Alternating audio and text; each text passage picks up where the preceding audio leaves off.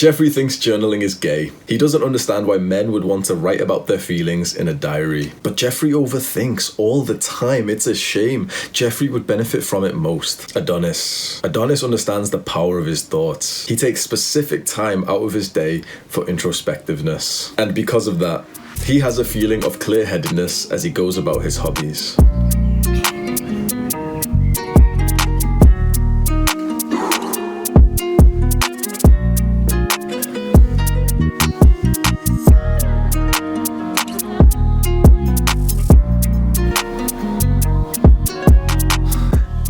That's what I like to see.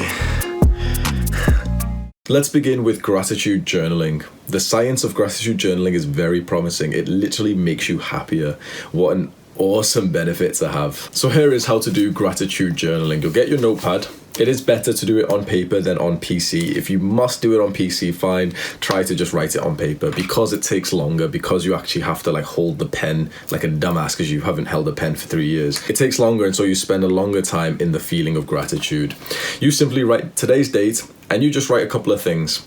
I'm grateful for tonight with Eve. Cute. I'm grateful for the McDonald's. I'm grateful for the call I had with the client yesterday. I'm grateful for this YouTuber. I'm grateful for this pen. I'm grateful for this water bottle. I'm grateful for my mother. Seems simple and it seems almost silly. It should take you just a couple of minutes. You write a couple of things that you're grateful for.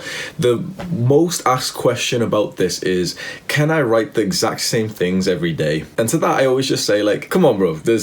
It takes a couple of seconds either way. Why are you just repeat? We're not writing lines for punishment in school or anything. It's a few minutes to just sit around and say, what am I grateful for? I find that everyone has got lots of things to be grateful for, but some people have a certain level of stubbornness where they just don't want to actively do this behavior, and so they just want to make it as easy as possible. They want to write the exact same thing down every day. You can write the same things, you can write about the same person, but the benefit of this isn't exactly the writing. It's just the minutes that you kept yourself in a state of gratitude and you were thinking about things that you're thankful for. The best tip I can give you is to keep your gratitude journal right next to your bed with the pen just ready. The moment your eyes open, you reach for the pen and start writing. The moment. And you're going to write some silly things. Your eyes are barely going to be open, so you're literally going to write, I'm grateful for sleep. I'm grateful for water. I'm grateful for this pillow. But that is so beneficial, because after a few days of doing this, your mind will start to associate waking up with gratitude journaling. You will wake up in a state of gratitude. It's a very nice feeling. Why should you even do gratitude journaling? You become grateful for random things that you've never even thought about, and you start to pay attention to the smaller things. You become grateful for the leaf that you saw on the floor and it had a little crunch when you stepped on it. You become grateful for your water bottle, and then you become so much more thankful for it. My mother got me this water bottle. Perhaps it was one of the first times in my life where I was grateful for something like this. How many times in your life have you truly said that? How many times in your life have you truly went up to your family and said, I'm grateful for you? Benefits of gratitude journaling are immense, and eventually you will begin to feel grateful for the bad things that happen to you. Very big growth comes from that. When you start to write, I'm grateful for abuse. I'm grateful for that traumatic experience. I'm grateful for the mental illness that I've experienced. Eventually you will write that stuff. Eventually you will feel grateful for your insecurities. It will truly change your life. And now, how do you do deep journaling? This is something I recommend a lot on my channel. Deep journaling is very effective for anxiety and introspectiveness if you want to find yourself. So how do I do it? I'm going to walk you through my setup, and you can just take what would be applicable to your life. Half of the battle is the setup. Deep journaling is somewhat difficult to get into, and so you must have a consistent setup for it.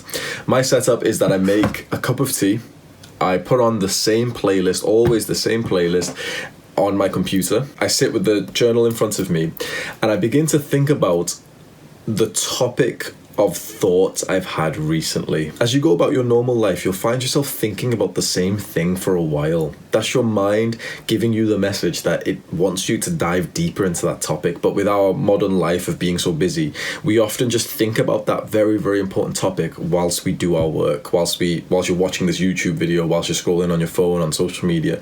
And so those deep topics that require 100% of your attention never get the time needed And so they just stay in your mind, and you're probably experiencing this right now. You've probably had the same couple of thoughts about some specific topics in your life. That's not exactly normal, and it's certainly not ideal.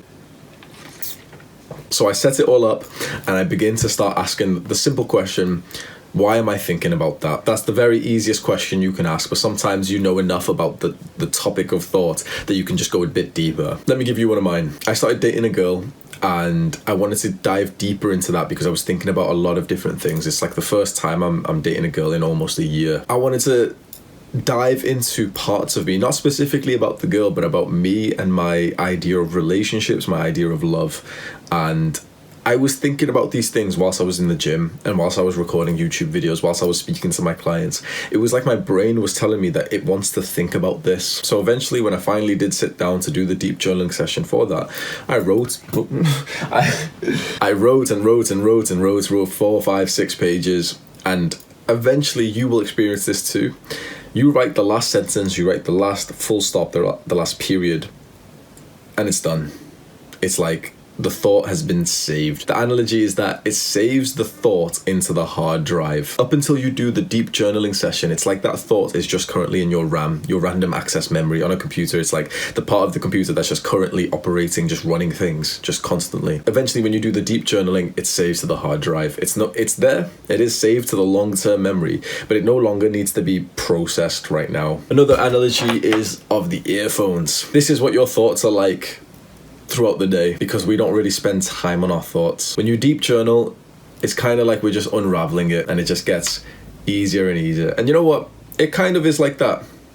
It usually is like this. You unravel it, and there's still like a little hitch here and there. It's not going to be perfect, but compare that to this. This is how we keep our thoughts on a daily basis, and it's no wonder why we just feel so mentally fatigued these days. Deep journaling will certainly ease anxiety. If you've got anxiety, I highly urge you, dive deep into the thing that's gave you anxiety. You probably know what it is. The exact event, the person. Dive into it, write about every detail, bring it all up, because it's always in your mind. And then ask yourself, why do you have anxiety? Why do you have a sense of worry when you get into somewhat of similar situations as that original event? So you'll begin to deep journal, and here is an important tip.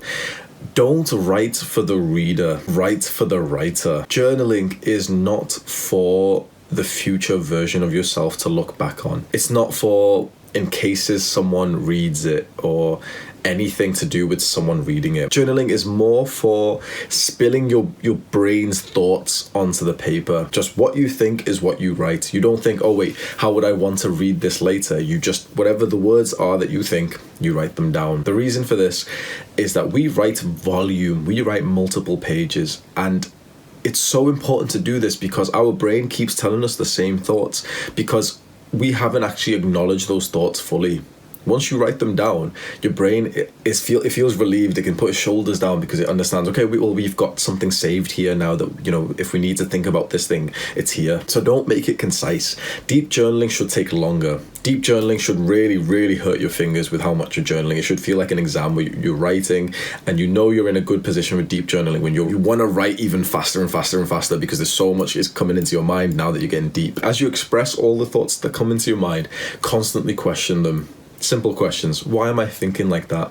What should I do about this? What does that mean? What would happen if? I urge you to get into journaling. Very, very often I will speak to someone who's part of the tribe. They say that they're part of the cult, that they watch all my videos, and I know that they would benefit from it heavily. And when I ask them, they say, oh, like, I've never even tried it. It baffles me that people just don't try it. And finally, even with gratitude journaling or deep journaling or any other style of journaling that you find, just know that it's a skill. When you first start off, you're going to be a low level in this skill. And so the level of deepness, of introspectiveness that you can get won't be so great. But as you keep journaling, as you keep practicing that habit of diving deep into your brain, you'll get deeper and deeper and deeper. Just think to yourself, there's got to be a reason why this guy that you've been potentially watching so much on YouTube, there's got to be a reason why he keeps recommending it. I'm not selling a journaling course or anything. Journaling is free for you to do. I would only be recommending it if I thought it would change your life, if you're the type of guy that I'm thinking you are.